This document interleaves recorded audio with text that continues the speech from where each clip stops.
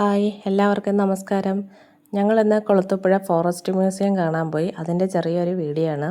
നമ്മൾ ഞായറാഴ്ചയാണ് പോയത്. കുടുംബത്തിലെ കുറച്ച് പേരുമായിട്ട് പോയതാണ്. ഞങ്ങൾ ചെന്നപ്പം തന്നെ ചെറിയൊരു മഴയുണ്ടായിരുന്നു. പിന്നെ ഞങ്ങൾ അവിടുന്ന് പാസ്സൊക്കെ എടുത്ത് കയറി. ഒരാൾക്ക് 50 രൂപയാണ്, 12 വയസ്സിന് താഴെ ഉള്ളവർക്ക് 25 രൂപയും. അങ്ങനെ ഞങ്ങൾ പാസ്സൊക്കെ എടുത്ത് കയറി. ആദ്യം നമ്മൾ കാണാൻ പോയത് തടികളുടെ ഒരു മ്യൂസിയത്തിലേക്കാണ്. വിവിധ തരം മരങ്ങളും അതിൽ നിന്ന് എടുക്കുന്ന തടികളും അവർ എഴുതി അവിടെ ഒട്ടിച്ച് പ്രദർശനത്തിനായി വെച്ചിട്ടുണ്ട്. അപ്പം നമുക്ക് ഓരോന്നും കണ്ട് മനസ്സിലാക്കാം. അതിൻ്റെ വിശദാംശങ്ങളെല്ലാം അവരിങ്ങനെ ബോർഡിൽ എഴുതി അവിടെ വെച്ചിട്ടുണ്ട്.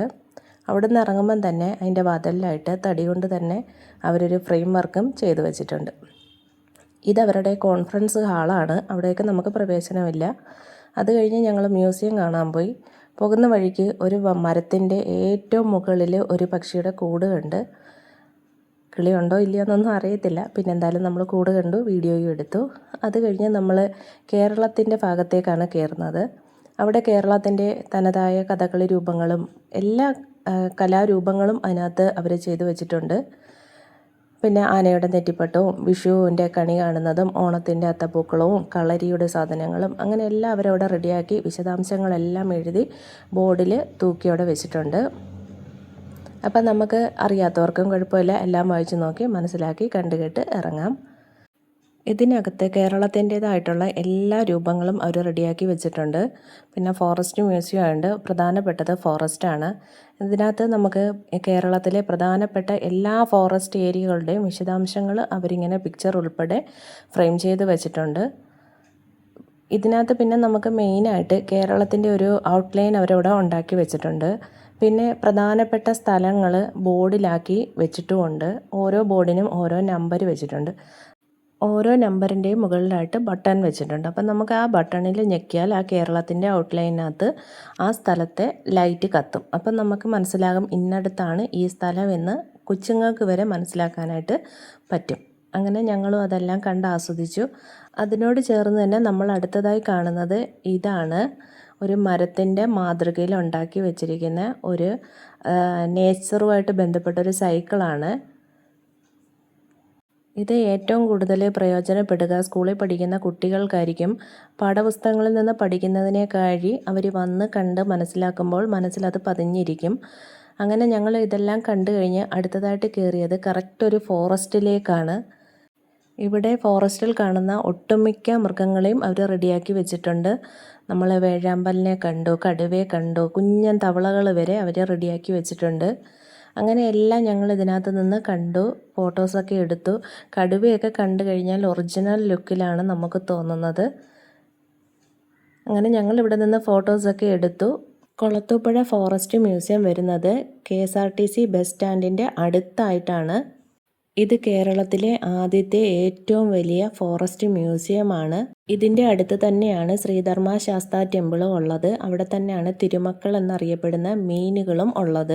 ഈ മ്യൂസിയത്തിനകത്ത് കയറുമ്പം തന്നെ നമുക്ക് ഇടയ്ക്ക് റെസ്റ്റ് എടുക്കാനും അതിനകത്ത് ഒരുപാട് സ്ഥലങ്ങളുണ്ട്. നമുക്ക് ഇരിപ്പിടങ്ങൾ ഒരുക്കിയിട്ടുണ്ട്, ഊഞ്ഞാലുണ്ട്. അപ്പോൾ കുട്ടികൾക്ക് ഊഞ്ഞാലാടാം. ചെറിയൊരു പാർക്കുണ്ട്.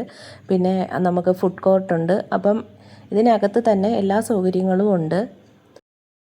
അങ്ങനെ ഞങ്ങൾ ഇവിടുത്തെ കാഴ്ചകളെല്ലാം കണ്ട് അടുത്ത മ്യൂസിയത്തിലേക്ക് കയറി. അടുത്തത് തണ്ണീർത്തട മ്യൂസിയമാണ്. അതിനകത്ത് വെള്ളവുമായി ബന്ധപ്പെട്ട എല്ലാ ജീവജാലങ്ങളെയും അവർ റെഡിയാക്കി വെച്ചിട്ടുണ്ട്.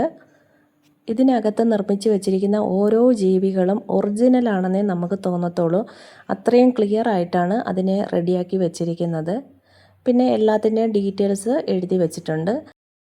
പിന്നീട് കാണുന്നത് വള്ളവും മീൻ പിടിക്കുന്ന വലകളും പിന്നെ മുള കൊണ്ടുള്ള തോണികളും അങ്ങനെയെല്ലാം സെറ്റാക്കി വെച്ചിരിക്കുകയാണ്. പിന്നെ നമ്മൾ ആമയുടെ ചക്രം, ജീവിത ചക്രം കണ്ടു. പിന്നെ കൊക്കുകളും ഡോൾഫിനും എല്ലാം കണ്ടു. അങ്ങനെ നമ്മൾ ഈ മ്യൂസിയത്തിൽ നിന്നും ഇറങ്ങി. അങ്ങനെ ഞങ്ങൾ ജലജീവികളെ മൊത്തവും കണ്ടു. അങ്ങനെ പോകവേ അവിടെ ഒരു പച്ചിലപ്പാമ്പിനെ കണ്ടു, കുഞ്ഞൻ തവളയെ കണ്ടു, എല്ലാം കണ്ടു. ഇനി അടുത്തതായിട്ട് നമുക്ക് അടുത്ത ഏരിയയിലേക്ക് പോകാം. ഞങ്ങൾ ഇവിടുന്ന് പോയത് ഉച്ചയ്ക്കൊരു 3 മണിക്കാണ്. വീട്ടിൻ്റെ അടുത്ത് തന്നെയാണ് ഫോറസ്റ്റ് മ്യൂസിയം. 6 മണിയാകുമ്പം അവിടെ ക്ലോസ് ചെയ്യും. അന്നിനി സൺഡേ ആയതുകൊണ്ടാണെന്നൊന്നും അറിയത്തില്ല. അതുപോലെ തന്നെ ഇവിടെ വരുന്നവർ പ്രത്യേകം ശ്രദ്ധിക്കുക, ഗൂഗിൾ പേ മാത്രമേ ഉള്ളൂ. നമുക്ക് പൈസ കൊടുത്ത് ടിക്കറ്റ് എടുക്കാൻ പറ്റത്തില്ല.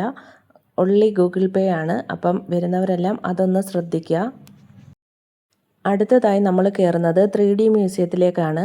ഇതിൽ നമ്മൾ ഫോറസ്റ്റിൽ നിൽക്കുന്ന അതേ ഫീല് കിട്ടും. നമുക്ക് ചുറ്റും ആനയും കടുവയും മാനും എല്ലാം വന്ന് പോകുന്നതായിട്ട് നമുക്ക് തോന്നലുണ്ടാവും. ഇതാണ് ഇതിലെ ഓരോ ചെറിയ ചെറിയ ഹട്ടുകളും. ഓരോന്നിലും ഓരോരോ കൗതുക കാഴ്ചകളുണ്ട്. ഇനി നമ്മൾ ഇതിനകത്തോട്ട് വരുന്നത് നമ്മുടെ ട്രൈബിലുള്ള ഓരോരോ ആൾക്കാരെ പറ്റി അറിയാനാണ്. നമുക്ക് അറിഞ്ഞുകൂടാത്ത, നമുക്ക് കാലങ്ങൾക്ക് മുമ്പേ ജീവിച്ചു പോയ ഒരുപാട് ആൾക്കാരെ നമുക്കിതിലൂടെ കാണാൻ സാധിക്കും. അവരുടെ ജീവിത രീതി മുഴുവൻ ഇതിനകത്തുണ്ട്. അവർ താമസിച്ചിരുന്ന വീട്, അവരുടെ ജോലി, അവരുടെ വസ്ത്രങ്ങൾ, അവരുടെ പണി ആയുധങ്ങൾ, ഇതെല്ലാം അതിനകത്ത് ഉൾപ്പെടുത്തിയിട്ടുണ്ട്.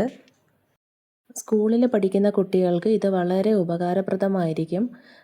അതുപോലെ തന്നെ നമ്മുടെ കുഞ്ഞു കാലങ്ങളിൽ ഉപയോഗിച്ചിരുന്ന കൊട്ട, വട്ടി, തിരിക, പാത്രങ്ങൾ, അങ്ങനെ ഒരുപാട് സാധനങ്ങൾ നമുക്കിതിനകത്ത് കാണാനായിട്ട് പറ്റും.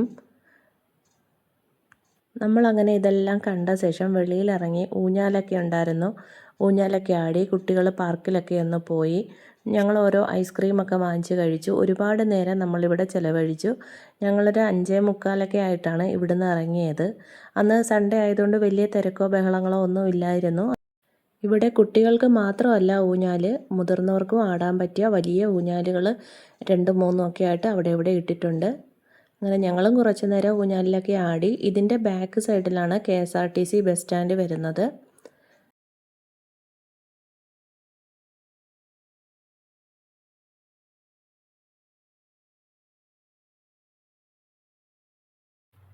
ഇനി ഈ വഴിയാണ് നമ്മൾ ഇറങ്ങി വരുന്നത്. നമ്മളിത് ഇറങ്ങി വരുന്നത് മെയിൻ റോഡിലേക്കാണ്. അപ്പം നമ്മൾ ബസ് സ്റ്റാൻഡിൽ നിന്ന് പോകുമ്പോൾ ഫസ്റ്റ് ഈ വാതിലായിരിക്കും. പക്ഷേ ഇവിടെയല്ല ടിക്കറ്റ് എടുക്കുന്നത്. ഇത് കഴിഞ്ഞ് തൊട്ടടുത്ത കവാടത്തിലാണ് ടിക്കറ്റ് എടുക്കുന്നത്. അവിടെ ടിക്കറ്റ് എടുത്ത് കയറി കണ്ട് ഈ വഴിയാണ് ഇറങ്ങി വരുന്നത്.